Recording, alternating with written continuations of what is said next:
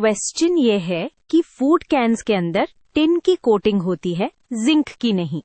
इसके पीछे कोरोजन और इलेक्ट्रोकेमिस्ट्री का लॉजिक है और फूड सेफ्टी भी। Let's use a simple diagram to make the relationship easier to see. सबसे पहले कैन का बेस मेटल यूजुअली स्टील होता है, मतलब आयरन। अब कोटिंग का गोल क्या होता है? फूड के कांटेक्ट से स्टील को कोरोजन से बचाना और साथ ही फूड में कोई हार्मफुल मेटल आयंस ना जाए। इसी बैलेंस की वजह से टिन चूज होता है।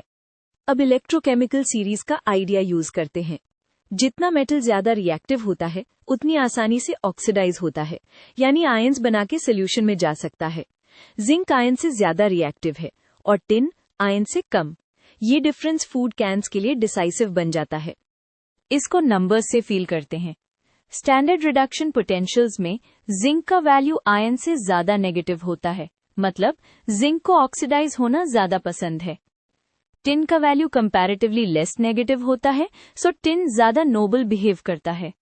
ये स्ट्रॉन्ग नेगेटिव वैल्यू बताती है जिंक बहुत इजीली ऑक्सीडाइज होता है। आयन का पोटेंशियल जिंक से लेस नेगेटिव होता है।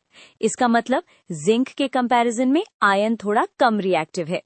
अब फूड कैन में अगर जिंक कोट कर दोगे, जिंक नेचुरली सैक्रिफाइस होके आयंस बनाता रहेगा, स्पेशली एसिडिक फूड के साथ। और टिन का पोटेंशियल और भी हायर होता है, मतलब टिन आयन से लेस रिएक्टिव। तो टिन कोटिंग का फायदा ये होता है कि नॉर्मल कंडीशंस में टिन खुद इजीली डिसॉल्व नहीं होता और फूड के साथ रिलेटिवली इनर्ट रहता है। अब फूड का इंपॉर्टेंट पॉइंट। बहुत सारे फूड्स एसिडिक होते हैं, जैसे tomato, fruit juices, pickles. Zinc acids के साथ रेडिली रिएक्ट करके जिंक 2+ आयंस बना देता है और हाइड्रोजन गैस भी बन सकती है। गैस बनेगी तो कैन में स्वेलिंग और स्पॉइलेज का रिस्क बढ़ जाता है और जिंक आयंस फूड कंटैमिनेशन बन जाते हैं। हाइड्रोजन गैस बनने से कैन बल्ज हो सकता है।